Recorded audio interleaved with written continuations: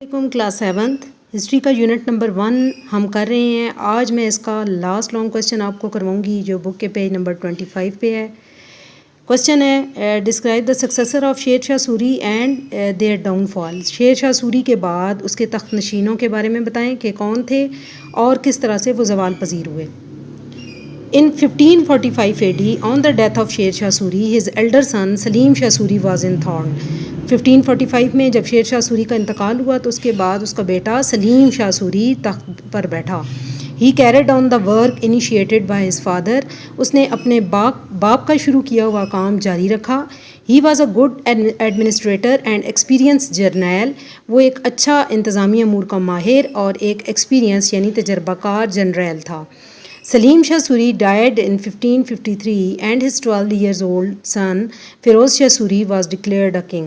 سلیم شاہ سوری 1553 میں فوت ہو گیا اور اس کا 12 سالہ بیٹا جس کا نام فیروز شاہ سوری تھا وہ تخت پر بیٹھا. But his maternal uncle killed him. لیکن اس کے ماموں نے اسے مروا دیا. usurped the throne and started his rule under the title of عادل شاہ. تخت پر قبضہ کر لیا اور اپنی بادشاہت شروع کر دی عادل شاہ کے نام سے.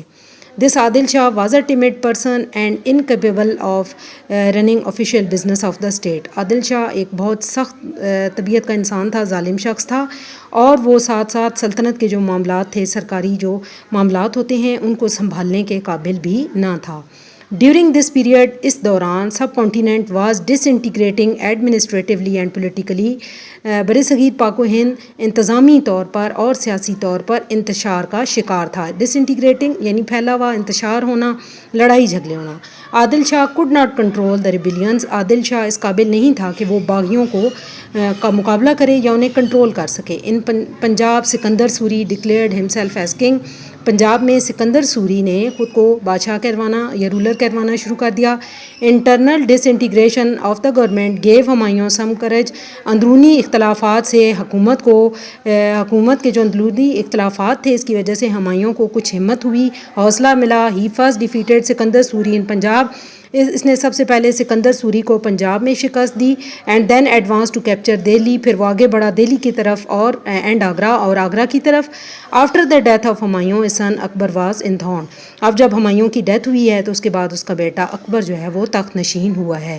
تو جو سکسیسر آئے ہیں شیر شاہ سوری سے, ان سے سلطنت نہیں سنبھالی گئی, جس کی وجہ سے ہمایوں کو دوبارہ کریج ملی ہے کہ وہ دوبارہ سب کانٹیننٹ میں ایران سے واپس آیا اور اس نے سب کانٹیننٹ کو کیپچر کیا. لیکن اس کے بعد جلد ہی ہمایوں کی ڈیتھ ہو گئی اور اس کا بیٹا جو اکبر ہے وہ تخت نشین ہوا. تو یہ آپ کا لانگ کوسچن نمبر 6 تھا, اس کو آپ نے یاد کر لینا ہے. اب آپ کے لانگ کوسچن اس چیپٹر کے ختم ہو گئے.